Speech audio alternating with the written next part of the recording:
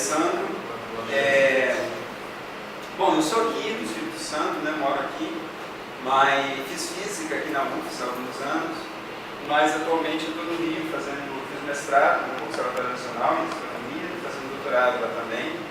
É um enorme prazer estar aqui. Eu trabalhei muitos anos aqui na UFS, no Observatório Astronômico. Eu entrei aqui junto com o Márcio Malacarne, né? E foi muito tempo atrás, era jovem, e depois fui trabalhar no Planetário de Vitória. Foi uma época boa também, porque trabalhar com divulgação, ensino de astronomia é uma maravilha. É um dos únicos lugares onde você tem a oportunidade de conhecer outros profissionais de outras áreas que têm interesse em astronomia. E eu acho que a ciência da astronomia é uma das ciências mais democráticas que existe, né? É uma das que exerce o maior fascínio. A gente tem pessoas de todas as áreas. Vocês conhecem, por exemplo, um químico, físico nuclear amador, né? Difícil, complicado você se dedicar a outras áreas de forma amadora. Enquanto que a astronomia amadora é absurdamente bem desenvolvida. Existem pessoas que fazem trabalhos maravilhosos na área da astronomia amadora. Recentemente, Brasil, na pessoa do Felipe Ribas Braga, lá no Observatório Nacional, descobriu anéis em asteroides. Uma grande descoberta, nunca se havia imaginado, nunca ninguém cogitou que pudesse existir anéis em volta de um asteroide. E esse brasileiro descobriu isso com a ajuda de astrônomos amadores, através de uma técnica chamada ocultação. Então, para vocês perceberem que a astronomia amadora é tremendamente importante. Mas também existe a astronomia profissional, e é um pouco dos resultados dessa astronomia profissional que eu vou apresentar aqui. Bom, eu vou fazer uma rápida viagem, né, na formação do Sistema Solar, desde das primeiras teorias das nebulosas planetárias, do Laplace, até os dias de hoje. Meu objetivo aqui, hoje, é que vocês tenham uma noção qualitativa, dentro aí de um espaço de uma hora, desses tópicos, as características gerais do Sistema Planetário, a formação do Sistema Solar, as novas tecnologias e a descoberta dos exoplanetas que levou à reformulação do que nós chamamos hoje Sistema Solar. Muita coisa mudou nesses últimos anos e eu gostaria de finalizar justamente focando nessas novidades, nesses assuntos que só vão chegar na grande mídia ainda daqui a alguns anos. Os artigos a que eu me refiro nesse tópico aqui, do Sistema Solar, estão sendo estudados agora. São artigos de 2009, 2011, 2010, tem artigos agora de 2016 que eu li, tratando desses novos tópicos aqui. Tem coisas que ainda nem foram publicadas em revistas científicas, só vão chegar a pouco tempo na frente. As características gerais do sistema planetário que eu vou falar agora para que nós possamos falar a mesma linguagem, né? O sistema planetário é um sistema que alguns corpos celestes giram em torno de uma estrela. Hoje em dia, essa estrutura se ampliou um pouco mais, né? A noção que a gente tinha de sistema planetário é isso, os nossos planetas que nós conhecemos bem, aparentemente, e a nossa estrela, o Sol. Com o tempo, nós fomos percebendo que isso não era bem assim, mas essa é a ideia geral quando a gente fala de sistema planetário, ok? Só para ficar bem claro na cabeça de todo mundo, é mais comum que a gente imagine as pessoas confundirem as estruturas espaciais, estruturas celestes que a gente se fala. Então, quando a gente fala sistema solar, quando a gente fala sistemas solares, quando falamos galáxias, aglomerado de galáxias, é importante ter noção da ordem de grandeza que a gente está se referindo, certo? É muito comum as crianças, os adolescentes, pessoas que não têm muita instrução, não têm muita instrução, não terem noção da ordem de grandeza que nós estamos falando. Colega amor, obrigado. Então, o sistema solar é basicamente uma estrela, okay? Pode ser uma estrela singular, uma estrela solitária, perdão, ou não, pode até ser um sistema binário, mais comum que a gente conhece, uma estrela, com um corpo celeste girando à sua volta. O nosso sistema solar tem 8 planetas, hoje nós falamos 8 planetas, mais algumas estruturas que estão representadas aqui nessa figura, certo? Mas isso aqui tudo existe e gira em torno desta estrela. Só que existem diversas outras estrelas no espaço, fazê-las aqui apenas como bolinhas, porque estrelas são bolinhas, não são aquelas coisas de pontinhas, né? E essas diversas estrelas formam aglomerados estelares, eventualmente, e esses diversos aglomerados, etc., formam uma estrutura muito maior que nós chamamos galáxia. Então, isso aqui é como se fosse um zoom, uma amplificação de uma estrutura que tem um núcleo, um bojo, e tem, eventualmente, braços, e nós chamamos essa estrutura de galáxia. O nosso sistema solar, ele está num pedacinho de uma coisa muito maior chamada galáxia. O nome da nossa galáxia em particular é Via Láctea. A nossa estrela é só mais uma das aproximadamente 200 bilhões de estrelas da nossa galáxia, a Via Láctea. E ela não é uma. Existem diversas outras galáxias espalhadas pelo universo, separadas a distâncias absurdamente grandes. A galáxia mais próxima de nós, tirando a pequena e a grande Nuvem de Magalhães, que são galáxias satélites a nós, a galáxia gigante mais próxima de nós, a galáxia de Andrômeda, fica 2 milhões de anos de distância. Ou seja, a luz que sai dela demora 2 milhões de anos para chegar aqui. Significa que, como a luz viaja a uma velocidade constante, ainda que seja a velocidade mais rápida que a gente conhece no universo, mas é constante, ela não passa aquele valor, a luz que nós estamos vendo de Andrômeda hoje saiu de lá 2 milhões de anos atrás. Certo? Ou seja, quando a gente olha para Andrômeda, nós estamos olhando para o passado de Andrômeda, não? O que é que esteja acontecendo naquela galáxia hoje, nós só saberemos daqui a 2 milhões de anos. Tudo bem? Então, eu acho que vocês já devem ter uma noção, então, da grandiosidade que é o universo, em termos de dimensões, né? Nós, em termos de dimensões, somos uma coisa muito pequena, porque o nosso sistema, que está girando em torno de uma única estrelinha, ele, por si só, é muito pequeno comparado com essa estrutura, mas é muito grande para a gente. A nave espacial que os seres humanos já construíram, que foram mais longe até hoje, foram as Voyagers. E elas acabaram de passar o sistema solar. Perdão, acabaram de passar Plutão. Entendeu? Foram um pouco mais ativos, já estão saindo ali dos limites do sistema solar. Ou seja, elas foram lançadas na década de 70. Esses anos todos, essas naves viajando, chegou agora lá. Então vamos lá. Então o sistema solar para a gente é um sistema de planetas, grosso modo, a gente vai aprofundar isso depois, girando em volta de uma estrela. Nossa estrela, Sol. Quando a gente diz assim, sistemas planetários no plural e com os S sistema em P minúsculos, a gente está falando de outros sistemas, certo? Então quando a gente fala de sistemas planetários, a gente está falando de outros. Ou então exoplanetas, outros planetas, ou planetas girando em volta de outra estrela que não o Sol. Tudo bem? Sistema solar com SS, sistema solar com S maiúsculo, aí é o nosso sistema. Ok. O movimento desses planetas em volta da nossa estrela é estado pelas leis de Newton, certo? Então, com as leis de Newton, a gente consegue entender todos os movimentos básicos desse planeta. E Newton e, um pouco antes dele, na verdade, Galileu e Kepler, contribuíram enormemente, Galileu, Kepler e Copérnico, contribuíram enormemente para que nós pudéssemos descrever esse movimento. Não vou ligar a lâmpada não, isso aqui é só para ficar claro na cabeça da gente. Essa lâmpada vai representar o Sol, isso aqui o planeta Terra e essa bolinha menor é a Lua. Esses corpos não estão numa escala de distância. Se o Sol estivesse aqui, a Terra estaria muito mais distante e a Lua também. Mas eles estão em escala de tamanho, esse e esse. Isso aqui tem 20 centímetros, isso aqui tem 5, que é um quarto. Se o Terra fosse desse tamanho, a Lua de fato seria desse tamanho. Só para ficar claro, se isso aqui fosse a Terra e tivesse 20 centímetros, a Lua estaria... Segura. Se a Terra estivesse aqui, onde vocês acham que estaria a Lua? Aqui? Mais distante? Mais perto? Certo? Mais distante? E assim?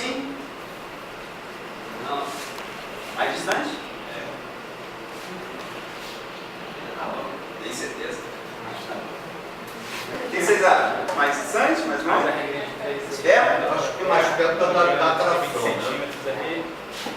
É uma distância média. Bom, Terra, Lua. se a Terra tivesse 20 centímetros de diâmetro e a Lua tivesse 5, a distância da Terra e a Lua seria de aproximadamente 6 metros. Acho que algo. É uma distância consideravelmente grande, né?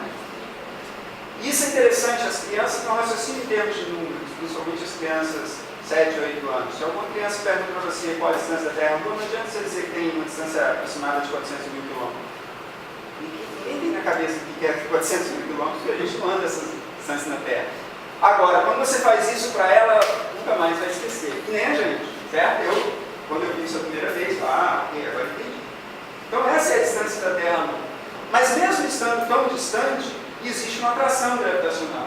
Isaac Newton percebeu, raciocinou em termos dessa atração, fez uma teoria baseada nos conhecimentos de Copérnico, que desenvolveu uma teoria do heliocentrismo, que o Sol seria o centro do universo na teoria de Copérnico, a Terra giraria em torno do Sol, a Lua, nesse caso, giraria em torno da Terra. Os demais planetas girariam também junto com a Terra em torno do Sol. Kepler descobriu que, diferentemente do que Copérnico imaginava, essa órbita não era uma circunferência, e sim uma elipse, que é essa estrutura que a gente aprende na escola, certo? Kepler também mostrou que essa órbita em torno do Sol, o Sol ficava uma elipse, diferentemente da circunferência que tem no centro, uma elipse tem 2 focos, e o Sol ficaria em um desses focos. Então há períodos em que o planeta está passando um pouco mais perto, essa distância R é a menor, e há períodos em que o planeta está mais distante, a distância R é maior, certo? Essa distância daqui até aqui é chamada de semi-eixo maior, como se fosse uma distância média, e é esse fator de distância média a gente usa muito, esse semi-eixo maior, da elipse é isso aqui, né? E a excentricidade é o grau de achatamento dessa elipse. A elipse é como se fosse uma circunferência achatada, a excentricidade é o grau de achatamento dela. Quanto mais achatada, mais próxima a excentricidade é de 1. A excentricidade a partir de 1 igual a 1 não existe, ela seria algo assim, uma reta. Agora, a excentricidade igual a 0 seria uma circunferência perfeita. Então, quase sempre os planetas vão ter, quase sempre não, os planetas vão ter então excentricidades entre 0 e 1, ok? Mas, mesmo assim, essa excentricidade é muito próxima de 0. Aquela elipse aqui é uma elipse bem exagerada, com alta excentricidade. Vou desenhar a excentricidade da Terra para vocês. Bom, não sou um grande desenhista, mas a gente poderia dizer assim que se eu desenhasse a Terra com a sua excentricidade, perguntasse a qualquer pessoa, sem falar nessa história de excentricidade, ela iria dizer, é uma circunferência. Porque é tão pouco excêntrica essa órbita, que a distância maior da distância menor ao Sol é irrelevante. E aí causando, às vezes, até um desserviço. Porque a gente acha, muitas pessoas acham, eu aprendi isso na escola, com um antigo professor meu, que o verão era quando a Terra estava aqui mais próximo do Sol. E o inverno é quando a Terra estava mais distante. Isso é falho. As estações do ano, vocês devem ter visto, eu acho que vocês viram numa das aulas, elas têm a ver exclusivamente com essa inclinação e não com essa distância. Então, o acréscimo ou diminuição de temperatura por causa dessa variação aqui é irrisório, é irrelevante. Só existe um planeta no sistema solar que tem uma grande excentricidade. E isso é um pouco perturbador, porque a gente não sabe bem por quê. É o planeta Mercúrio. A excentricidade de Mercúrio é aproximadamente 0,206, ou seja, 0,2. Ainda está bem mais próximo de 0, mas isso é muito grande. Os demais planetas têm excentricidades girando em torno de 0,05, 0,04, ou seja, não chega nem a 0,1. Okay? Por que Mercúrio tem uma tão alta excentricidade? Nós não sabemos ainda. Esperamos dentro de pouco tempo saber. Bom, então a gente já sabe o que é uma excentricidade, a gente já sabe o que é o raio vetor, que é a distância do planeta ao Sol, a gente já sabe o que é o semi-eixo, que é como se fosse a distância média, e a gente agora precisa saber o que é a inclinação. A inclinação é o seguinte: na órbita do planeta em torno da estrela, ele vai fazer, vou pegar isso aqui como se ele fosse o planeta. Ele não gira loucamente assim.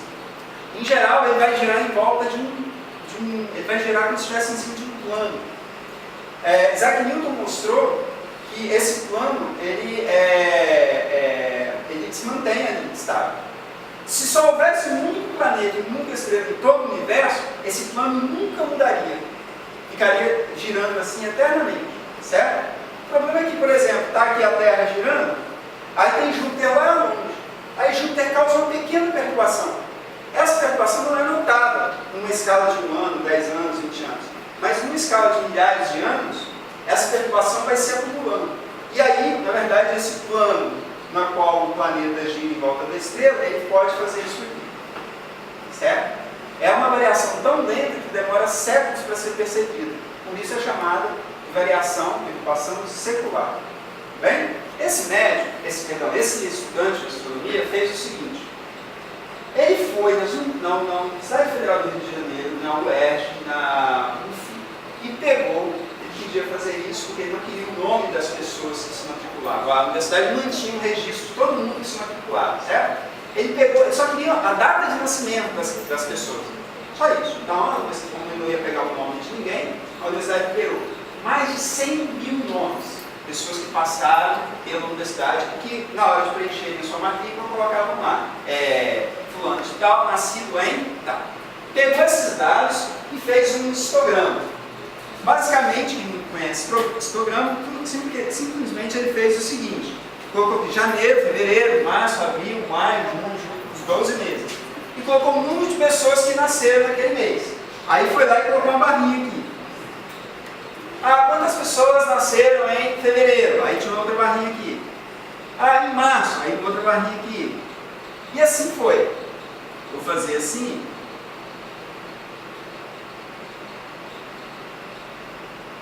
Certo? E aí ele pegou as fases da Lua e colocou em cima. Lua cheia, lua nova, lua minguante, cheia, nova, minguante, dá uma senoide. O que esse gráfico nos mostra? Lua cheia, lua minguante, perdão, lua cheia, lua, o contrário, né? Lua nova, lua cheia, lua nova, lua cheia, lua nova. O número de nascimentos menor. Entende? Não nascia mais gente na lua cheia, não nascia mais gente na lua nova. Estava aqui, ele estava mostrando com dados, foi uma coisa super simples que ele fez. Fez um cálculo estatístico para ver se tinha nada. Outras pessoas pelo mundo fizeram isso também. Ou seja, não adianta você dizer assim, não, mas eu trabalho lá no hospital tal. Não adianta, os números não mentem, estão aqui, certo? E o pessoal da Exalc, essa pesquisa também vocês encontram na internet, o professor da Exalc, como é muito difícil lidar com o homem do campo, né, ele tinha lá suas crenças e tudo mais, fez a mesma coisa com algumas variedades de plantas, entre elas bambu. E aí plantou uma opção de brotos de bambu em diferentes luas do ano, etc, etc. E o resultado foi semelhante a isso. Ou seja, não influencia. Existem alguns tipos de corais, existem alguns tipos de corais que se propagam na lua cheia, porque a mar fica muito claro e esses corais aproveitam essa claridade para se propagar, não se sabe bem por quê. Mas é muito comum as pessoas associarem um monte de fenômeno, horóscopo, cabelo, etc, etc. Mas convenhamos, na lua cheia é mais fácil para namorar, né? Sim. Eu discordo, tem muita luz. Vai ficar mais bonito. Fica bonito. Muito bem, gente, conhecemos isso, passemos adiante. O sistema planetário, então, chama a atenção para uma coisa. Primeira coisa que nos é estranho. Por que é que todos os planetas estão aproximadamente no mesmo plano? Isso é uma coisa intrigante. Quantos planetas nasceram? Por que não nasceu um planeta rodando assim, outro assado? Por que não nasceu um com a órbita mais alongada, ou seja, mais excêntrica, outro menos? Todos os planetas do Sistema Solar têm órbitas aproximadamente circunferências e aproximadamente no mesmo plano. Isso é uma coisa estranha. Gravidade, né? Pois é, mas nada impediria, se eu colocar aqui um objeto girando em volta do outro, se eu coloco ele nasce aqui, ele vai ficar aqui. A menos que venha um objeto de fora e tire, se eu coloco aqui, ele vai ficar aqui. Por que não tem um planeta fazendo isso, o outro fazendo isso? Por que todos estão no mesmo plano? Isso levou, logo no início, a criarmos teorias sobre a origem dos planetas, certo? Então vamos começar a falar um pouco disso, né? Quem primeiro começou a conceber essa coisa de formação do sistema solar foi Descartes, com a teoria da turbulência. No século XVII ele criou uma teoria, um modelo científico, né? Ou seja, baseado em premissas, você pensa nas premissas e tudo mais, concebe outras ideias, tenta descrever e prever certos fenômenos, que era muito comum pensar em termos de turbilhões. Turbilhões teriam criado o Sol e pequenos turbilhões em volta do Sol teriam criado planetas. É a teoria da turbulência de Descartes, né?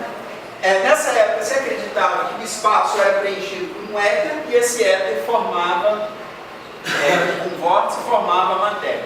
Era um modelo qualitativo, ele não explicava quantitativamente o que era observado, então um modelo que não pode fazer previsões exatas, um modelo quantitativo. Mas ele tem problemas, ele não explicava por que todos os objetos estão na órbitas planas em volta do planeta Terra, do Sol, certo? Ele não explicava por que estava todo mundo aqui. Tá, se você tinha turbilhões aqui em volta, por que nasceu todo mundo em volta num plano só aqui? Então não tinha. E perdeu a validade quando chegou Newton. Descartes é um pouco anterior a Newton, pouquinho coisa anterior a Newton. E quando veio a explicação da força da gravidade, de Newton, etc., essa ideia de Descartes não se manteve. Até porque ela nunca não tinha bases tão fortes. Newton fez uma coisa sensacional, e a gente vai ver depois, que foi colocar aí a matemática em torno disso, etc. Outra teoria foi chamada teoria nebular, ou teoria de névoa, enfim. Foi pensada por esse filósofo, Immanuel Kant, né? E depois foi um pouco mais matematizada pelo Laplace, Pierre-Simon Laplace, no século XVIII. Eu não gosto de colocar datas específicas, porque às vezes uma ideia é construída ao longo de vários anos, né? Eu prefiro sempre falar em termos de século. E detalhe, quando eu falo Copérnico, Galileu, Kepler, Newton, Laplace, implicitamente entendam que existe um monte de gente aí por trás. A gente fala em termos de ícones, mas existe um monte de pessoas. A história não é feita só por um ou outro personagem. Um monte de gente ali por trás, que às vezes a gente não fica sabendo, mas estão ali. Só para um referencial, como os historiadores gostam de falar, no marco histórico, né? Pois bem, então essas nebulosas em rotação teriam gerado, girando em volta de um centro, teriam gerado aqui no centro o Sol e pequenas rotações auxiliares geraram os planetas. Então, a partir dessa nebulosa, ela se condensou, começou a girar, formou o Sol no centro e em volta delas pequenas nebulosas também se condensaram, formando os planetas. É a ideia da chamada teoria nebular. O Sol, então, se forma da concentração de material no centro e os planetas são formados por anéis de planetesimais que ficam aqui em volta. Então vai ficando um restinho de matéria que formam pequenos anéis e de cada um desses anéis forma um planeta. Certo? Essa teoria também é um pouco quantitativa, apesar do Laplace depois ter tentado colocar algum equacionamento nela, porque o Laplace era matemático brilhante, de passagem, mas ela não se manteve. Aqui nós teríamos um filme. E esses planetesimais, que são esses pedacinhos de rocha, gelo, etc., vão se aglutinando por força gravitacional, formando aqui, olha, um grande planeta. Certo? Então essa é a teoria nebular do iniciado, né, com o Laplace e o Kant, e que vai acabar prevalecendo durante um bom tempo. Certo? Acaba prevalecendo durante um bom tempo. Muito bem. Ela então tem alguns problemas, ela não explica algumas coisas, ainda é uma teoria, obrigado, ainda é uma teoria qualitativa, né, aproximadamente. E no século XIX ela é muito atacada, ela não explica várias coisas. Por exemplo, formação de planetas a partir de um anel de planetesimais é problemático. Você colocar um anel lá, esperar que aquele anel, em algumas regiões daquele anel, se transforme num pequeno planeta, isso não se verificava. Inclusive, no século XIX, isso tudo começa a ser matematizado e aí percebe-se que não se manifesta dessa maneira. Outro problema é o momento anular do sistema, né? Ele deveria estar todo no Sol por essa ideia, porque sabe aquela brincadeira da patinadora, quando ela está girando e ela fecha as mãos e gira mais rápido? Se isso aconteceu com o sistema solar, se o sistema solar se contrair no centro, formando uma estrela, essa estrela, o Sol, deveria girar muito rápido, e o Sol gira muito lentamente. A maior parte do momento anular do sistema solar está nos planetas. 60% do momento anular está no Sol, no planeta Júpiter. 25% no planeta Saturno. O resto está distribuído para os outros planetas. Um percentual muito pequeno está no Sol. Se aconteceu como descreveram na nebulosa planetária, como Kant e Laplace escreveu, por que o Sol parou de girar daquela forma? Deveria estar milhões de quilômetros. Ele deveria estar girando muito Ele mais é um rápido. peão, né? Exatamente. Tá? Perceberam a ideia? Fisicamente todo mundo sabe que algo que se recolhe gira mais rápido. Certo? E isso não acontece no Sol. Então é um problema. Estão percebendo a dificuldade de se fazer ciência? Não é assim, o cara sentou lá, tive essa ideia, pronto, vou ler. Você tem que explicar as coisas, porque senão sua teoria, por mais linda que ela seja, ela não explica. Você pode dizer assim, filhinho, vou te explicar como as pessoas nascem. Vem um lindo, como é que é o nome daquele pássaro que traz cegonha? Vem uma linda cegonha e tudo mais. Se o menino começar a perguntar, essa teoria não se sustenta. Por mais linda que ela seja, graciosa que ela seja. Então não basta ser dela a teoria, ela tem que explicar os problemas. O momento anular de Júpiter, 60%, é no sentido de transbordar ou de girar? No sentido, você pode fazer as duas, você pode somar as duas coisas, certo? O momento anular dele de rotação com o movimento anular dele de translação. São vetores, você pode somar esses vetores. Soma Júpiter dá 60%. Isso. Porque Júpiter tem a maior massa dos planetas, apesar do Sol ter a maior massa do sistema solar, 99% da massa é do Sol, mas Júpiter é a maior massa entre os planetas. Mas o que conta para o momento anular é a distância e a velocidade. Então ele tem uma grande velocidade ali, mais a velocidade de rotação dele, quando você soma isso tudo e soma dos outros planetas, dá muito mais do que o Sol. Ok? Eu tenho uma pergunta. Sim? Por que o movimento deles é maior que o movimento do Sol? Tem explicação? Movimento, você Dos diz planetas. movimento. O movimento deles é maior que o do Sol. Então, nós vamos explicar. Tá bom, a gente está com essa dúvida. Nós vamos. Então, vou te falar, esse é um problema para esse modelo. Ok? Ok? Nesse modelo é dessa forma. Quer dizer que de todo o nosso sistema solar, o Sol é que tem a menor velocidade de rotação? Tem os menores velocidade de rotação. De todos, ele tem menor velocidade de todos os outros planetas?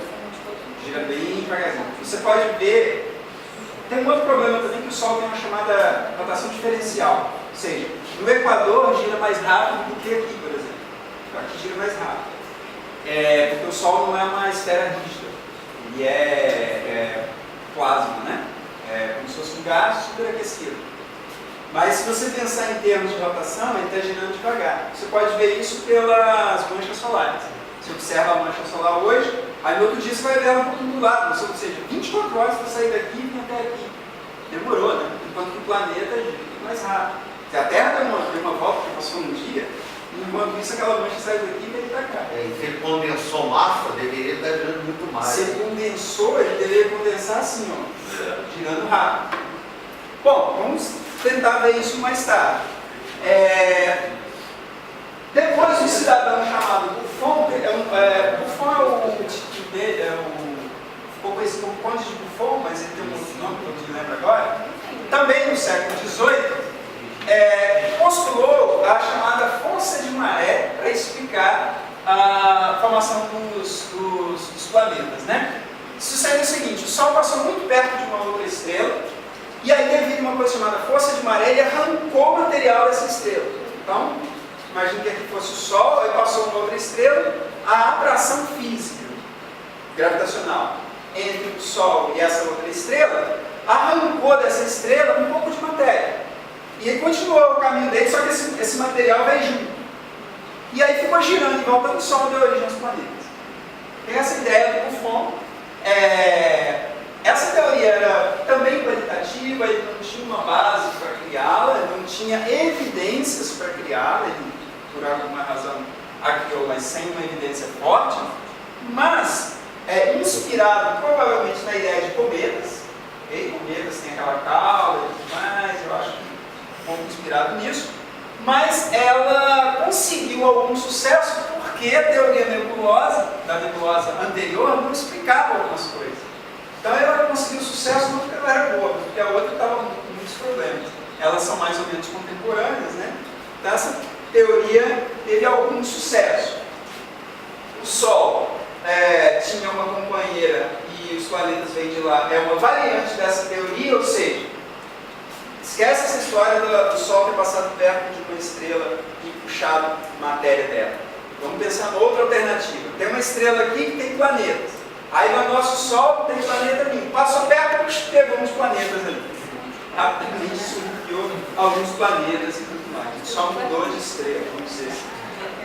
Bom, então, tanto essa vertente quanto a opinião que eu falei, elas não eram tão boas assim, mas essa teoria gozou aí de algum crédito durante algum tempo. E, posteriormente, no século XX, nos primeiros 40 anos do século XX, 1910, 20, 1930, até 1940, havia a chamada teoria da acreção interestelar. O Sol teria uma companheira e juntas elas teriam um ponto de Lagrange. O ponto de Lagrange é o seguinte: quando você tem dois corpos girando em torno do outro, corpo bem macio, o outro corpo, bemzão, Mzinho. Se você colocar uma partícula pequenininha aqui, mais ou menos nessa distância, de tal modo que eu possa colocar aqui. Então repare, isso está girando em volta disso e isso está girando em volta disso. Tá? Ele está fazendo isso aqui, ó, esse movimento. Então elas estão fazendo assim em volta do centro de massa, até mais ou menos por aqui. E essa partícula está um pouco distante das duas, mas de tal modo que aqui faço um ângulo de 60 graus, 60 graus, 60 graus. Esse ponto aqui e o ponto diametralmente oposto são chamados pontos de Lagrange. É um ponto que, se você colocar um objeto aqui, ele permanece estável, girando em volta desse sistema binário. Certo? Esse aqui está fazendo isso e esse ponto vai fazendo esse caminho com essa dupla aqui. Certo? Isso. Para esse sistema se manter estável, as estrelas devem ter a mesma massa, não? Não necessariamente. Existe um ponto de Lagrange no sistema solar, bem evidente, entre o Sol, Júpiter e os troianos. Existe uma categoria de asteroides chamados troianos, que é exatamente isso aqui. Está aqui a massa do Sol, aqui está o Júpiter, e a uma certa distância de Júpiter na frente dele, de tal modo que faz um ângulo de 60 graus, 60 graus, 60 graus, tem um grupinho de asteroides que ficam ali, eles não saem daquela região. E do lado de cá também. E esses asteroides são chamados de troianos. Tá? E viajam junto com esses dois sistemas. É um exercício também de mecânica, você calcular esses pontos de Lagrange, dá um trabalhinho, a área que a gente vê isso é chamada de problema de três corpos. Esse aqui, na verdade, é o problema restrito de três corpos, esse aqui tem que estar no mesmo plano, etc, etc. Então, quando você estuda o problema restrito de três corpos, uma das soluções são chamados pontos de Lagrange. Se você colocar um satélite aqui e aqui, ele não sairia dessa posição, mas ia ficar oscilando aqui. Existem mais outros três pontos que são esses aqui, ó. Esse, acho que aqui e aqui. Esses dois pontos são estáveis, ou seja, se tiver um asteroide aqui, ele fica aqui. E esses três pontos são instáveis. Eles são pontos Lagrange também, mas são instáveis. Se você botar um asteroide aqui, com o tempo ele cai. Certo? Tem como esse ponto Lagrange capturado no asteroide? Está passando perto, ele vai passar de ponto estável e vai ficar por ali mesmo. Se ele não tiver uma velocidade muito grande, poderia, eventualmente. Certo? Inclusive os asteroides que estão lá, talvez nem fossem asteroides originais lá, talvez fossem capturados. Isso é uma questão meio aberta. Muito bem. Só uma dúvida, os 60 90 graus é independente da massa? Só se uma muito maior que a outra? Só isso? Se as massas tiverem uma certa relação, Ah, tá. Tem. mas ele, em princípio, ele é independente da massa. Você vê o caso do Sol. O Sol é 99%, tem 99% da massa do sistema solar. Mesmo assim, ele faz um ponto de Lagrange, os pontos de Lagrange dele, com Júpiter, consegue acumular matéria. Então o importante é que uma seja muito maior que a outra. Né? O importante é que estas massas sejam muito menores que essas duas. Isso sim. Ok? Então, assim, massa de asteroide é uma poeira comparado com o Júpiter. Ok? Então, isso é que é importante. Bom, por que eu falei isso? Imagina que o Sol e essa companheira dele tivessem 2 pontos de Lagrange. Esse ponto de Lagrange teria capturado. E aí, nesses 2 pontos, aqui são os pontos instáveis, né? Que é instável, não fica nada. E aqui são os estáveis. Imagina que nos pontos estáveis tenha se acumulado material e esse material tenha dado origem aos planetas. Os caras tiveram essa ideia, exploraram essa ideia durante algum tempo, de tal modo chegaram a sugerir que num deles acumulou material mais rochoso, dando origem aos planetas rochosos, no outro planetas gasosos, um gás nessa região, e aí teria formado os planetas como a gente conhece. Essa teoria não se manteve, principalmente depois dos anos 50 e tudo mais, que começaram a acontecer. Hoje parece bem simplório. Na época poderia fazer um sentido. Sim, exatamente. É o grande barato da ciência, né? Você trabalha com o que você tem, etc.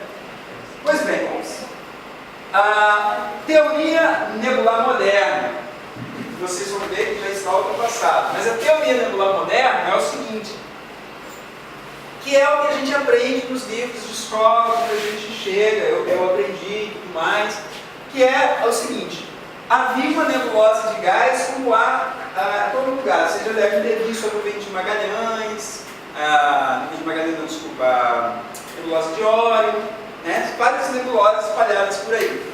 Essas nebulosas sofrem um colapso gravitacional, certo? Mas tudo aquilo que colapsa vai começar a rodar. Então, pergunta número 1 das crianças lá no planetário, por exemplo, lá: por que os planetas giram?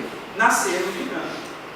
Colapsou, vai girar. É muito improvável que quando os objetos colidam, que cada grãozinho de areia do planetesimal vai exatamente acertar o outro. Isso é muito, probabilisticamente, é muito improvável. O que vai acontecer é que eles vão mais ou menos na mesma direção, e não exatamente na mesma direção. E quando eles vão mais ou menos na mesma direção, o que acontece? Vem esse cidadão aqui, um grão, isso aqui é um grão, tá? Isso aqui também é um outro grão. Eles não fazem isso. Se fizesse isso, aconteceria exatamente isso. Pois é. O que eles fazem? Seria a rotação, seria a colisão, né? Seria uma colisão. O que geralmente eles fazem é passar perto. E aí quando passa perto, a gravidade está puxando, quando passa perto faz isso, e aí fica rodando. No caso, no iniciozinho mesmo, não era nem a gravidade, tá, gente? Porque a massa era particularmente pequena. No iniciozinho mesmo, era a possibilidade, inclusive, de atração eletrostática. Okay? E aí vai formando coisas maiores, vai grudando, formando objetos maiores. Quando chega a um certo tamanho, a gravidade começa a ser relevante, e aí vai formando coisas cada vez maiores. Ao colapso. Quando colapsa, começa a rodar. Isso começa a rodar numa certa direção, não importa qual, porque está no espaço, né? Começa a rodar. E aí, a partir dessa névoa que roda, começa a formar um disco, e desse disco se formam os planetas. Só fazendo um adendo, eu não lembro com quem que eu estava conversando no último Calvoa, que na colisão de duas galáxias a gente sempre imagina que um monte de planeta vai bater e tudo, e eu tinha comentado que não é isso que acontece, né? Duas galáxias meio que passam uma pela outra, interagem. Foi na nossa apresentação que elas vão se fundir. É isso. O final da nossa apresentação era o fim do universo, né? Da galáxia. Elas vão se fundir, Andrômeda. Não, mas eu quero dizer sobre a forma que isso acontece, não é em colisões de planetas, uma coisa física. É a interação gravitacional que faz isso. É mais ou menos como isso, só para lembrar o que a gente falou última vez. Legal a teoria. E todos os planetas do Sol, eles giram, não existe nenhum que gire em sentido contrário, são todos no mesmo sentido. Justamente. Respeitando A fusão, né? Isso, justamente, se essa teoria estivesse certa, isso ficaria bem claro, né? Por que isso acontece? Porque todo mundo começou a rodar num certo sentido. Se tivesse um cidadão lá revoltoso lá, que quisesse fazer no sentido anti-horário, vou girar no sentido anti-horário, não é por causa de 20 centavos, não. E vai, ele ia bater nos demais, ele ia colidir, entendeu? Porque está todo mundo indo numa certa direção, e aí, enfim. Mas Então, assim, essa rotação do nosso sistema da galáxia ela é igual a tudo? Todos giram no mesmo sentido? não, na galáxia não. Na galáxia não. Só no sistema solar. Inclusive na galáxia, a galáxia tem um plano, que a gente chama de plano galáctico. A gente está nesse plano, né? A gente está nos braços da galáxia. A gente não está necessariamente, a gente está indo junto com as demais estrelas. Mas nossa rotação não é exatamente a mesma da galáxia. Ele está um pouco inclinadinho e tal, esse negócio todo. Mas em termos de sentido, seria o mesmo. Ou não? Assim, se eu estivesse olhando a galáxia pelo polo norte galáctico, ela está aqui, aí está fazendo assim, e o Sol está indo para cá, e tá bem virado, está bem torto assim. Sabe como é que você sabe que está bem torto? Você procura o Polo Sul, né? Nosso Polo Sul aqui, marca para lá, Polo Sul está para cá mesmo. Entre a Vila e a biblioteca. Entre o eixo e a biblioteca. Isso, Polo Sul, não é isso? Ok. Polo Sul está para cá. Então o eixo está passando assim, certo? Então a gente sabe que a Terra está aqui, o plano da Terra é mais ou menos aqui, a gente tem uma inclinaçãozinha de 23 graus. Então, o plano da eclíptica está mais ou menos assim, ok? Então a Terra, o sistema solar está girando aqui. Se o Sul está para cá, o sistema solar está girando aqui, ok? Aí você procura a Via Láctea no céu, que é o plano da galáxia. Quando você procurar, ela está cortando, vai passando por um pedaço no sul. É uma coisa completa. Se ela tivesse no mesmo plano, nós estaríamos o plano da eclíptica aqui, os planetas passam aqui e a Via Láctea estaria em cima deles, e não está.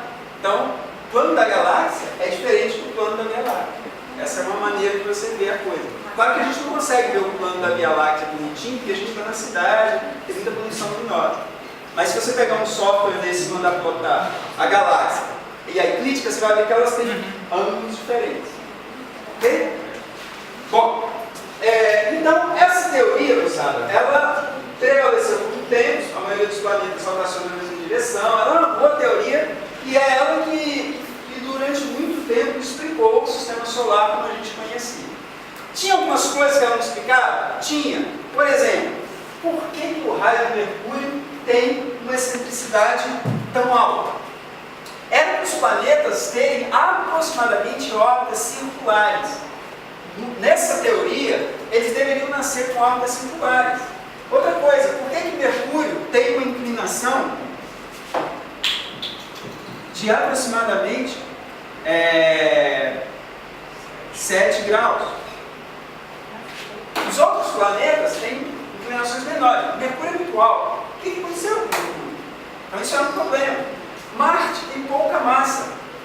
Mercúrio tem pouquíssima massa. Isso é um problema para esse modelo. Porque quanto mais perto, mais matéria tinha. Por essa ideia. Então, essa teoria não explicava muita coisa. Ela era muito melhor do que todas as anteriores, mas ela tinha problemas. Os cientistas são espertos, eles precisam ganhar a vida. Então eles falam assim, olha, essa teoria está boa, tal. Ele fala lá com o cara, essa teoria está boa, legal, ok. Beleza? Aí publiquei no artigo, uma coisa. Ok.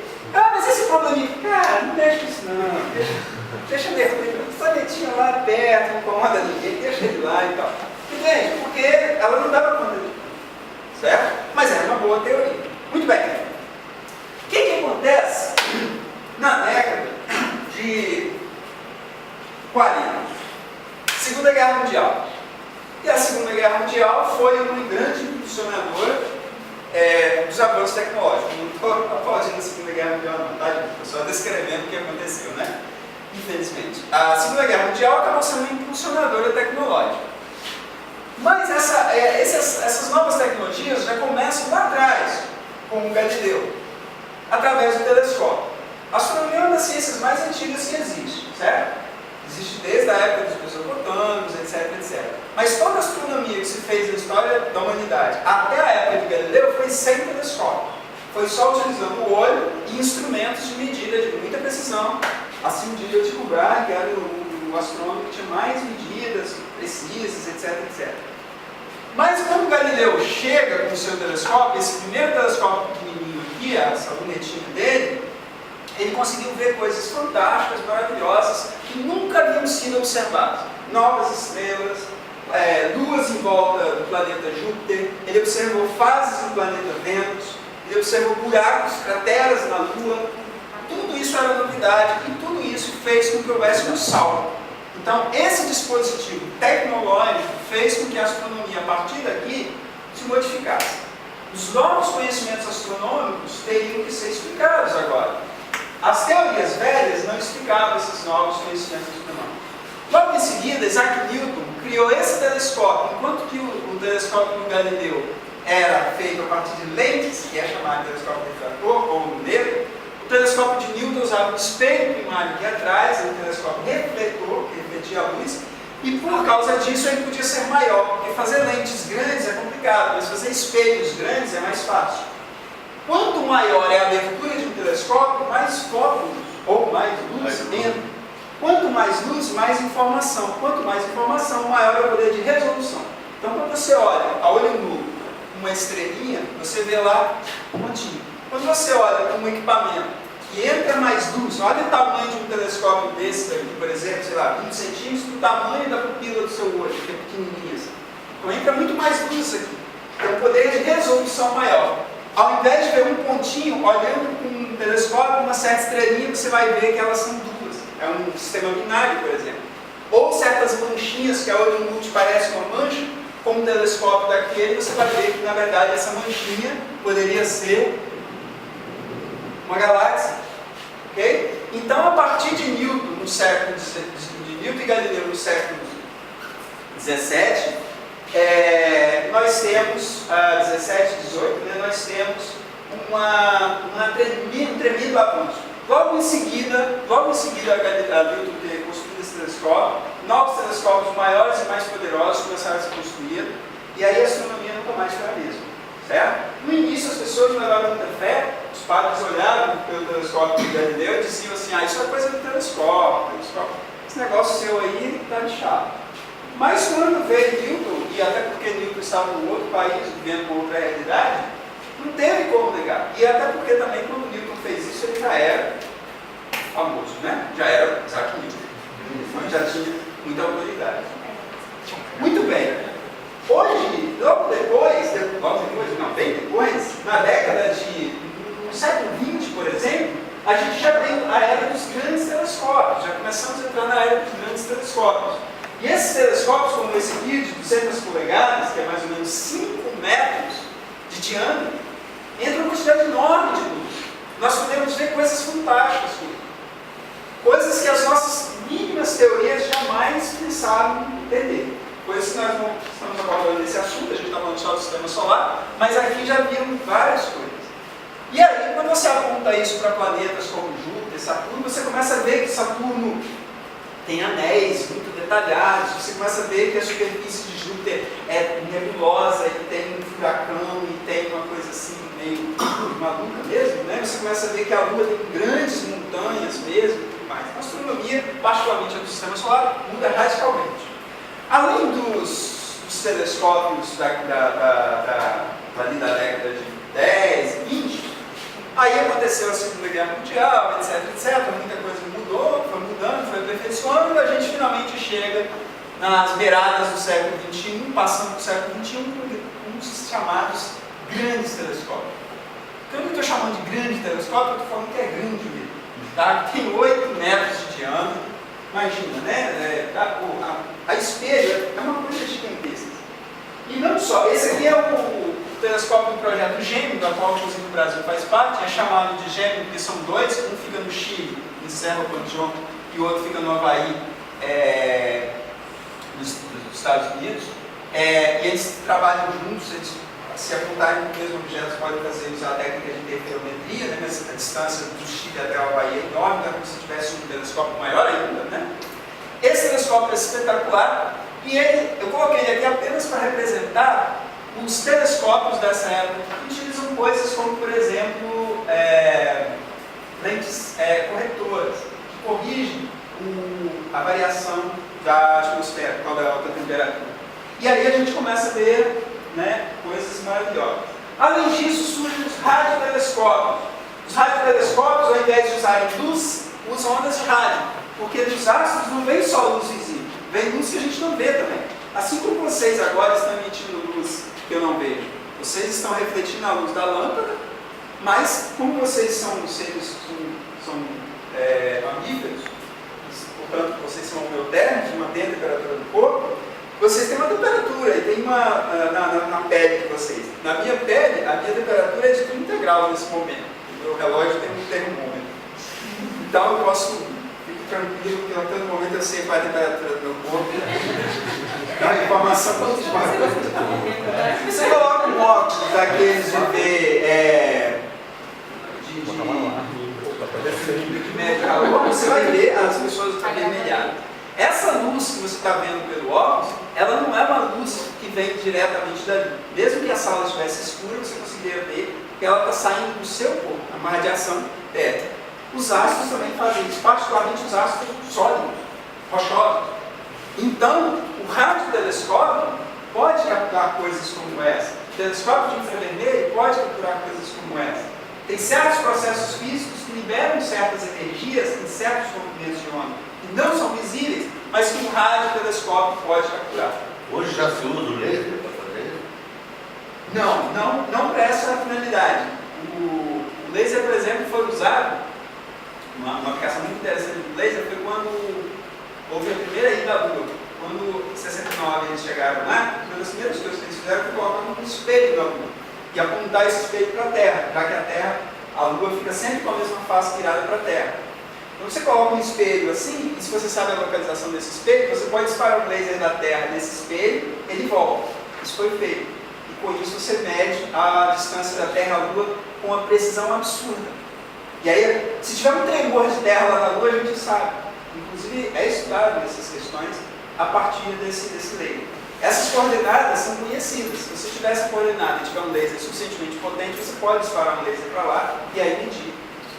Pessoal, como aquele homem foi à Lua, está lá o espelho, é só disparar o laser. Se não tivesse esse espelho lá, a luz bateria lá e não iria refletir de volta.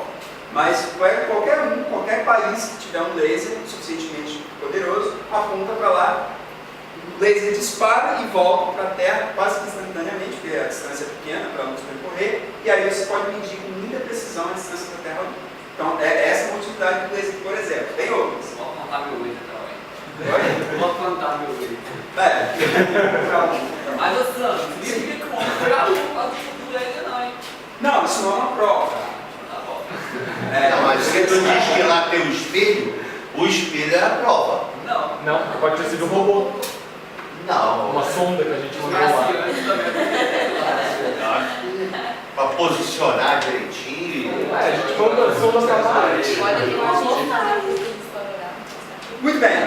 Só um detalhe, gente. Olha o tamanho desse prato aqui. 76 metros. Então imagina o poder de quanto tempo que eu falei, quanto maior o espelho, vamos dizer assim, maior a quantidade de informação. 76 metros significa que você pode pegar muita. A gente consegue pegar moléculas de água em outras galáxias com esses objetos. Já foi detectado moléculas de água em várias partes do universo com equipamentos como esse. O radiotelescópio de Arecibo, que é aquele que aparece no filme Contato. Se vocês não viram, por favor, assistam. É um filme muito bom. Esse filme usa o telescópio, a personagem principal usa durante um certo tempo o telescópio de Arecibo. E é um telescópio que não roda igual esse, ele fica plantado na Terra, né? Veio de uma cratera lá na Costa Rica e ele é construído ali. Mas ele pesquisa por onde passa a medida que a Terra vai girando. Só que ele é muito grande, então consegue pegar muita informação. Outra grande quantidade de informação que apareceu foi a corrida espacial. A corrida espacial foi um fenômeno, vamos dizer assim, geopolítico, né? Entre a Rússia, a antiga União Soviética e os Estados Unidos. O primeiro a colocar um objeto no espaço foram os russos, o Sputnik. Logo em seguida, aproveitando planos dos foguetes V2 do Von Braun da Alemanha, que tinha acabado de perder a guerra, os Estados Unidos levaram o Von Braun para lá e construíram o Saturno V, que foi o foguete que levou o homem à Lua. Gagarin, não, outro. Antes disso, Gagarin foi Já na foi. União Soviética. Na Década de órbita. 50. Só, Foi o primeiro a orbitar dela. Isso. Mas quem foi na Reparem que tudo isso aqui é combustível, tá, gente? A nave que estava os astronautas fica só nessa pontinha aqui. E aqui, a Apollo 17, que foi a última missão tripulada à Lua, que foi a única que teve um cientista, que foi esse cidadão aqui. E eu tive a oportunidade de ler o livro que ele escreveu quando ele voltou. E o livro se chamava Lua, tipo, criativo. Agora, era terrível de ler. Como ele era geólogo, ele dava tanta informação, mas tanta informação, ele falava dos condritos, da poeira que tinha sido sensata. Mas foi maravilhoso o trabalho que ele fez lá. E era a primeira vez que a gente estava trazendo material do espaço. Natura, foi lá, foi Pedro, cara. Os Estados Unidos trouxe alguns quilos de rocha lunar para cá. A União Soviética, num dado momento, houve um acidente lá, eles perderam os maiores cientistas dele, então eles não continuaram o programa de mandar homens à Lua. Mas o que eles fizeram? Mandaram uma nave para a Lua, essa nave pousou automaticamente, aí tirava um braço mecânico, recolhia o material, colocava um compartimento, ele era ejetado, e aí calculava para ele cair numa certa região e os russos iam lá recuperar esse material. Então os russos tiveram material também vindo da Lua, mas sem ter que mandar um astronauta para lá. Certo? Esse material que os Estados Unidos recolheram, até hoje ele é pesquisado, é amplamente estudado, está espalhado por várias universidades do mundo afora. Mas, voltando para o nosso arroz com feijão, voltando para a ciência planetária, tudo isso aqui também trouxe uma massa de informação enorme para o nosso conhecimento do sistema solar. Nesse meio tempo aqui aconteceram as sondas espaciais. Não naves foram mandadas, por exemplo, para orbitar Vênus, para orbitar o planeta Mercúrio. E ao orbitar um planeta, a sonda, eles conseguem medir a exata velocidade com que ela passa perto. E aí, usando mecânica celeste, você consegue inferir a massa do planeta com mais precisão, você consegue inferir o diâmetro, as irregularidades, etc, etc. Ok? Então, a gente começou a conhecer densidade de planetas, constituição atmosférica, mas com muita precisão. Ok? Só um acréscimo, que a gente tem feito astronomia desde 1600 só por luz. Radiotelescópio é basicamente, entre aspas, é o mesmo tipo de ondas. Daí só agora, depois de 400, 500 anos, que a gente conseguiu detectar as ondas gravitacionais, que abriu mais uma porta para fazer um novo tipo de astronomia, que é de uma fonte totalmente diferente que não se tinha antes. Por isso que tem um paralelo que a gente está, de novo, sendo o que Galileu fez. É uma nova forma de observar o universo que não se tinha antes. É um fenômeno diferente, provinda de uma natureza diferente, para fazer astronomia mais, e se tudo der certo, nos próximos anos veremos muito mais também. Eu fui visto em 1960 devido à radioastronomia. 1960? O quê? Não, estou falando... Primeiro telescópio. Não, ele está falando das ondas gravitacionais. Não, eu estou falando que a radioastronomia é a mesma coisa que o telescópio, basicamente. Assim. É tudo onda eletromagnética.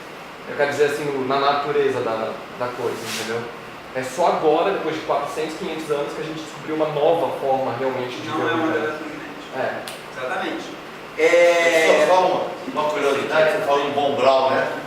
E uma curiosidade dele, que se lê da história, que quem chegou primeiro em Berlim foi os russos. Pegaram toda a equipe. O Von Braun é o chefe da equipe, ele se entregou aos americanos. E ele tinha falado, tem uma frase dele que ele diz assim: eles têm a tecnologia de botar o homem em órbita, mas Deus tem como botar na Lua.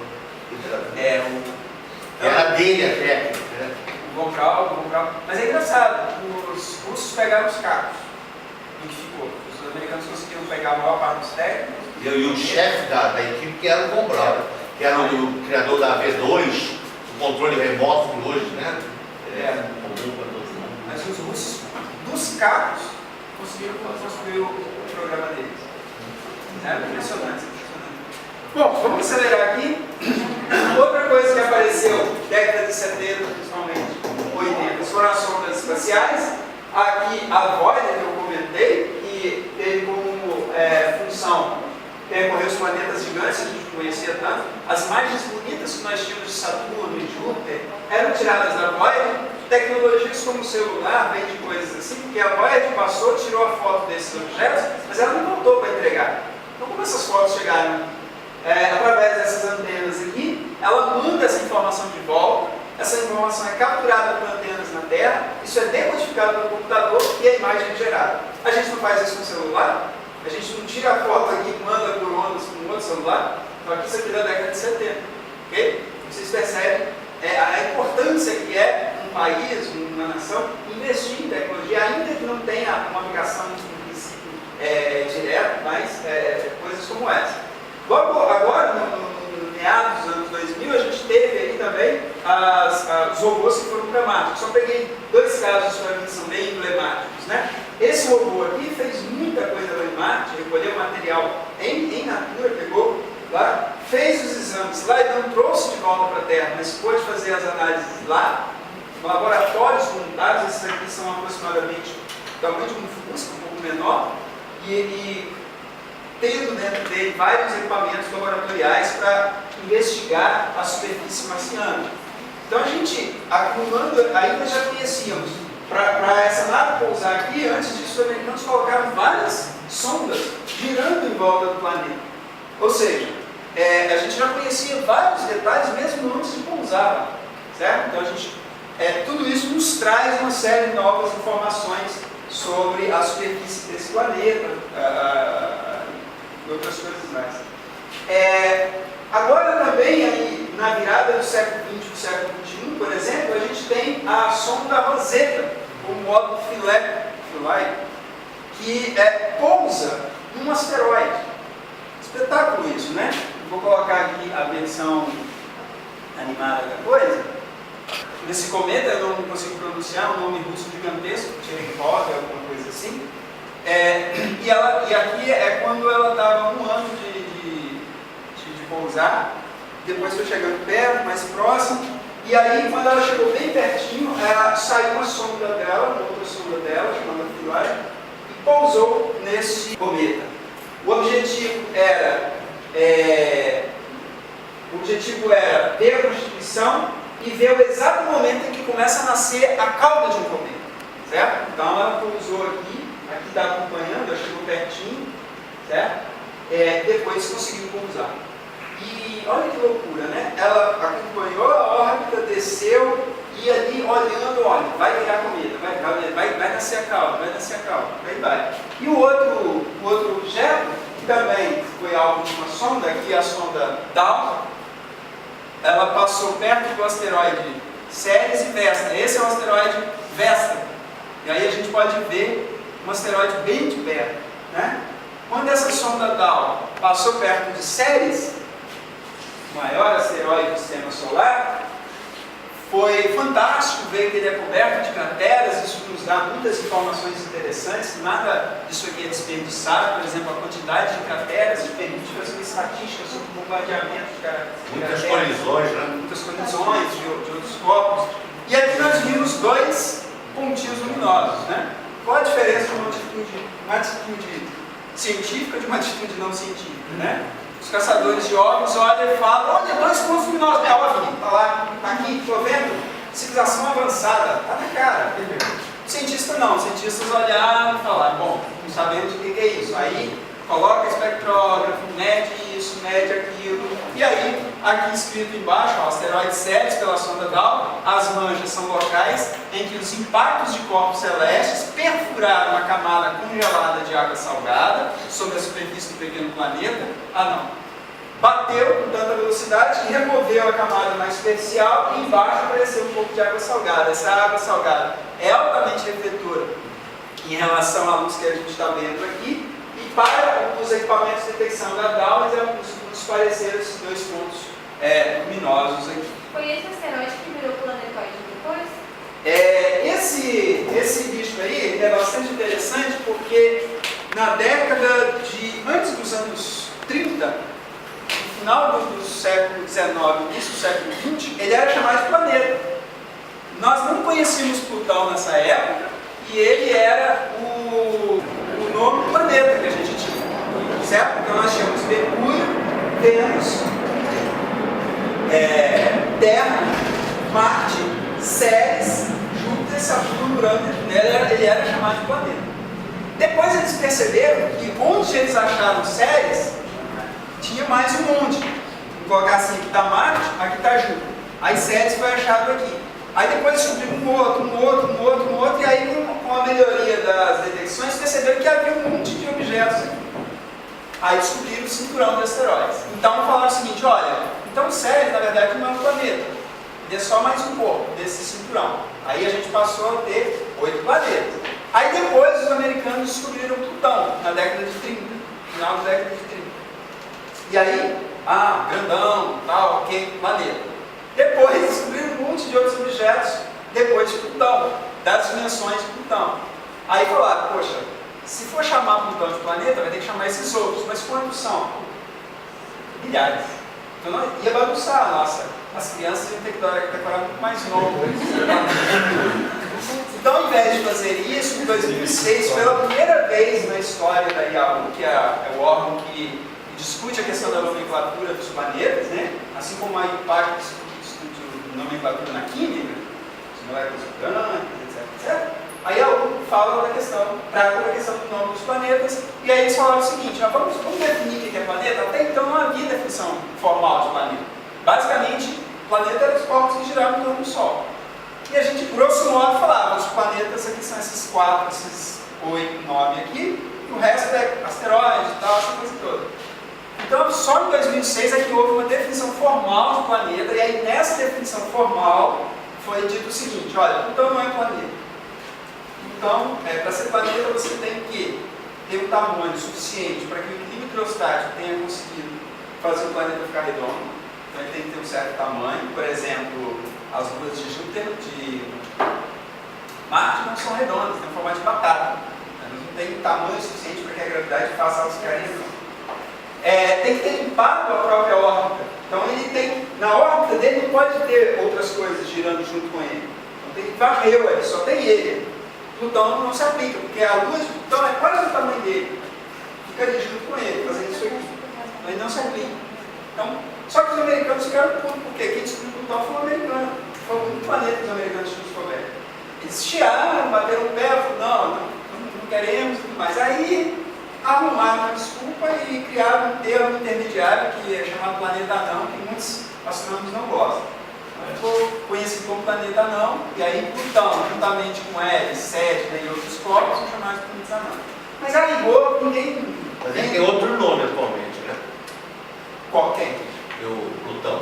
Não, o nome continua sendo Plutão. Não, se chama agora Vasco, que foi rebaixado também. O nome dele agora é Vasco, que foi rebaixado do planeta. Tá bom. Pois é, lá a gente, duas coisas que a gente evita. Uma é usar a expressão rebaixar. Porque quando você usa a expressão rebaixar, dá a impressão de que existe uma hierarquia preferencial, né? De tal modo que você está aqui é planeta, você está planeta não está um pouco mais embaixo. Não existe isso, né? É só um nome. Então a gente evita usar o nome rebaixar, a gente usa o nome reclassificar. Essa palavra foi divulgada muito quando... Foi. Inclusive é ruim, porque as crianças chegavam no planetário chorando. Nossa, é triste, né? Porque a criança houve um carinho muito grande por Plutão. O número de cachorros que se chamavam Plutão naquela época, então as crianças chegavam lá falando assim, e vocês rebaixaram Plutão? E a gente tinha que fazer todo o trabalho, dizendo, não, só chamamos ele de outro nome, etc. Então é importante perceber como que às vezes a mídia faz grandes estragos dessas coisas. Desculpe também agora a origem do cachorro Pluto, né, da Disney. No set. Mas assim, Tem um desenho lá. parece que recentemente para descobrir um novo planeta também, você está vendo? Nós vamos chegar lá. O Brown fez essa descoberta, nós vamos Aliás, o Brown, que fez essa descoberta, foi o cara que ajudou a reclassificar Plutão. Aí ele escreveu um livro, né? Como matei Plutão, como ele fez isso. Muito bem. Outra coisa que aconteceu, particularmente na década de 60, foi a computação.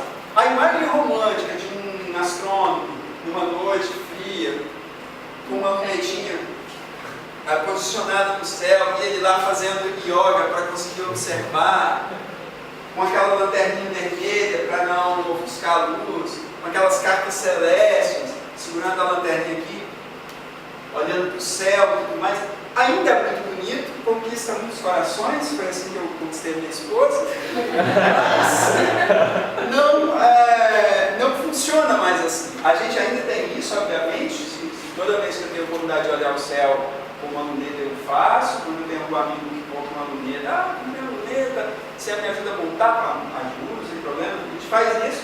E os astrônomos amadores são especialistas em observação. Se você quer comprar um telescópio um dia, não pergunte a um astrônomo, pergunte a um astrônomo amador. Eles entendem muito, né? Melhor telescópio, quais filtros utilizar, etc, etc. Mas o astrônomo profissional, hoje em dia, essa é a sala de trabalho dele. Aqueles grandes telescópios que eu coloquei, o ser humano não pode colocar a mão naquilo. Não tem como, é enorme. Como é que você aponta? Não, o planeta não está ali, está um pouquinho para cá. Como é que você faz isso? Não é mais assim. Você tem softwares que comandam isso, programas de computador que comandam isso, e a gente fica em salas como essa aqui, protegidos dos mosquitos, bem alimentados, né, protegidos do frio, onde a gente faz as observações, certo? A computação, então, para a observação foi muito importante. Antigamente, quando você ia tirar uma foto, vocês lembram da época do filme fotográfico ainda? Então, você tinha que, o filme era exposto à luz e tal, tinha que revelar. Para tirar foto astronômica, você não podia usar aquele filme pequenininho, e você também não podia fazer aquela máquina automática que faz clique. Era uma máquina cujo diafragma, aquele sistema que abre, fecha, tinha que ficar aberto durante alguns minutos, ou às vezes horas, dependendo do que você quisesse fotografar, fechado, você pegava aquele filme e depois revelava. Como você estava pegando uma grande quantidade de luz, em geral você queria também um filme grande para poder caber bastante informação. Então as chapas fotográficas eram enormes. Assim. Nos telescópios históricos lá do Observatório Nacional, tem lá as chapas velhas lá no museu que a gente tem. São coisas desse tamanho. E com a computação, e particularmente com os meios eletrônicos de armazenar informação, a gente pode passar na internet de maneira digital, como a gente faz com os celulares hoje. Isso é uma maravilha, porque agora o telescópio, a ótica, ela continua valendo, ok, apontou lá, mas a informação não vai mais com um filme fotográfico, vai com uma câmera CCD. E aquilo vai direto para o computador.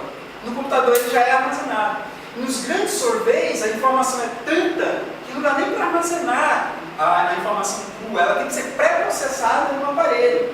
Então você tem um pipeline, um sistema, um programa, que já vai tirando, fazendo correções de brilho, de posição e tudo mais, e já dá para o astrônomo a coisa parcialmente processada. Depois ele vai fazer um tratamento, dependendo da ciência que ele quer fazer. Ok? Então, além da área de processamento de imagens, outra área que ganhou muito foi a área de análise de dados.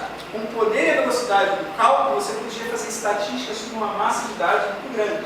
É outra área que cresceu muito depois da década de 60, 70. E também a área de simulação, que é a minha área. Então você consegue colocar um monte de partículas orbitando uma estrela hipotética e dizer assim, olha, se eu colocar um monte de partículas orbitando uma estrela nessa situação, eu posso ter a formação de um planeta. Computacionalmente falando, isso é viável. Entendeu? Isso só é possível agora com uma grande capacidade computacional dos computadores. Por isso que houve até uma migração, né? Pessoas da engenharia, da computação, ciência da computação que trabalham com banco de dados, etc., indo para a área de astronomia, porque os físicos não têm recursos para trabalhar com isso. Exato, a gente não é programador. A gente resolve pequenos problemas computacionais. Mas se você for trabalhar num grande survey, aí você tem que chamar engenheiros, você tem que chamar caras da ciência da computação. O meu orientador tem um orientando de doutorado que entrou junto comigo, Só que ele fez graduação em ciência da computação, mestrado em ciência da computação e está fazendo doutorado em astronomia. Ele foi para lá para fazer única e exclusivamente uma coisa: fazer um programa de simulação que a gente usa lá rodar na GPU de um computador, no processador gráfico. Só que o programa é em Fortran. Normalmente você programa na GPU em linguagem C. Então o grande desafio dele está sendo fazer uma interface para isso. É um recurso tremendamente sofisticado, certo? Vocês vão ver onde que ele é aplicado aqui logo na frente. Outra coisa que aconteceu, os exoplanetas, tá certo? Nós, depois da década de, particularmente décadas de 80, começamos a encontrar planetas girando em volta de outros sistemas. Lembra que eu falei aqui que o Sol é só uma estrela? Foi se descobrindo em volta de várias outras estrelas, planetas também. Esse site, exoplanets.org, você digita lá exoplanets.org, você vai dar de cara nesse painel. Nesse painel você tem acesso a tudo que está sendo descoberto atualmente com exoplanetas, sendo que a maioria vem do satélite espacial, do telescópio espacial Kepler, dos Estados Unidos. Mas sabe, esse é o número de planetas que a gente tem confirmado hoje, exoplanetas. 2.933. Quando eu entrei na UFES, em 93, não havia nenhum. Entendeu? E Plutão ainda era chamado de planeta. Então, olha que maravilha você poder viver uma época dessa. Você poder viver. Eu falava assim, poxa, eu queria ter vivido na época que o Einstein estava publicando em teoria da relatividade. Bom, mas eu não posso voltar ao passado e o Si não faz história, né? Se eu tivesse voltado, o Si não faz história. Mas eu estou vivendo uma época maravilhosa. Poxa, eu estou estudando uma época que eu estou descobrindo os exoplanetas em grandes quantidades. Já é possível fazer estatística aqui. Então você pode entrar lá e baixar todos esses dados nessas tabelas aqui e fazer estatística. Por exemplo, quantos deles têm luz, quantos não têm, etc, etc. Mas, claro, essas informações aqui, muitas delas são difíceis de trabalhar. É um desafio tremendo. Um dos meus colegas de doutorado está trabalhando com isso e desenvolvendo estatísticas justamente para trabalhar com essas informações. Outra coisa que os exoplanetas trouxeram foi um novo paradigma de sistema solar. O que a gente conhecia de sistema solar? Sempre a mesma coisa, o Sol com os planetinhas em volta, lembrando daquela teoria da nebulosa planetária que ficou na nossa cabeça, né? Colapsou a nuvem e formou os planetas. Mas aqueles probleminhas, por exemplo, a excentricidade de Mercúrio, a inclinação de Mercúrio e outras coisas mais, não estavam bem explicadas. Quando começamos a encontrar os exoplanetas, esses problemas aumentaram. É mais ou menos assim, a gente vivia feliz aqui no nosso Éden, né? Um belo dia a gente olha lá fora e começa a ver outras coisas. E aí a gente começa a ficar perturbado. Por que lá é tão diferente daqui? Muitos desses exoplanetas, desses sistemas externos, são muito diferentes do nosso sistema. Isso aqui, por exemplo, é uma sobreposição do nosso sistema solar com as linhas amarelas, com sistemas exteriores. Por exemplo, olha esse planeta aqui, em vermelho aqui, ó. A órbita dele é igual a do nosso, certo? É aproximadamente uma circunferência, ok? Mas olha esse outro aqui, é muito excêntrica. Lembra que eu falei, ok, o sistema de nebulosa planetária explica os sistemas bonitinhos, redondinhos, circularizados. Mas quando você vê um exoplaneta desse jeito, fazendo uma órbita tão excêntrica, ele está orbitando em volta da estrela central dele. Mas se tivesse sobreposto em cima da nossa, comparado a nossa, olha só que loucura. Ela sai de uma órbita tipo aqui igual a da Terra, uma distância igual a da Terra, e ultrapassa uma órbita igual a de Marte. É como se tivesse um corpo saindo daqui e indo lá para Marte voltando. Isso é estranho. Mercúrio perto deles não tem excentricidade nenhuma. Exato, muito bem. A excentricidade de Mercúrio é brincadeira perto disso. Agora olha esse outro aqui. Estão vendo um círculo vermelhinho bem próximo do amarelo? Gente, olha a órbita de Mercúrio. Olha a órbita de Mercúrio. Mercúrio está aqui. Esse cara aqui está quase encostado na estrela dele. Só que ele tem para ele ter sido detectado, ele não pode ser o tamanho de Mercúrio. Ele tem que ser no mínimo maior que 10 vezes a Terra. Estão entendendo a gravidade do problema? eu tenho um planeta quase 10 vezes maior que a Terra, quase encostado no Sol, nesse ecossistema. Aí você fala, pô, não é possível. Eles encontraram planetas do tamanho e do tipo do Júpiter, ou seja, predominantemente gasoso, roçando a estrela dele. Como é possível? Porque a nossa teoria do sistema planetário não permite isso. Sabe de quantas massas solares essa estrela? Essa estrela que Tem um planeta bem próximo ao Sol. São estrelas da massa equivalente ao Sol, um pouco maior, um pouco menor, em geral um pouco maior, mas são semelhantes ao Sol. É que se fosse um tanto menor, daria de se imaginar algo mais, talvez. Sim.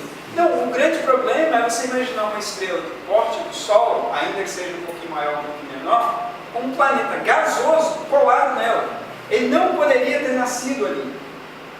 Porque, pelo que nós conhecemos da formação do sistema solar, logo quando a estrela começa a aquecer, ela volatiliza tudo que tem ali, transforma em gás e expulsa esse gás para mais distante. Não sobra gás em volta da estrela. Como é que vai nascer um planeta gasoso enorme aqui do lado? O gás é diferente. O gás da estrela não é um gás que forma o planeta. Esse gás que forma o planeta é gás hidrogênio, na forma molecular. Isso. Enquanto que na estrela você tem na verdade, plasma. Né? Você tem que a gente chama de quarto estado da matéria. A maioria dos cientistas tem percebido é o seguinte: é muito provável que esses planetas não se formem do lado da estrela.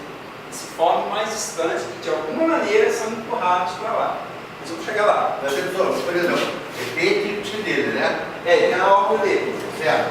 Seria, de repente, um sistema gravitacional mais leve? Não, a força da gravidade é a mesma para qualquer sistema.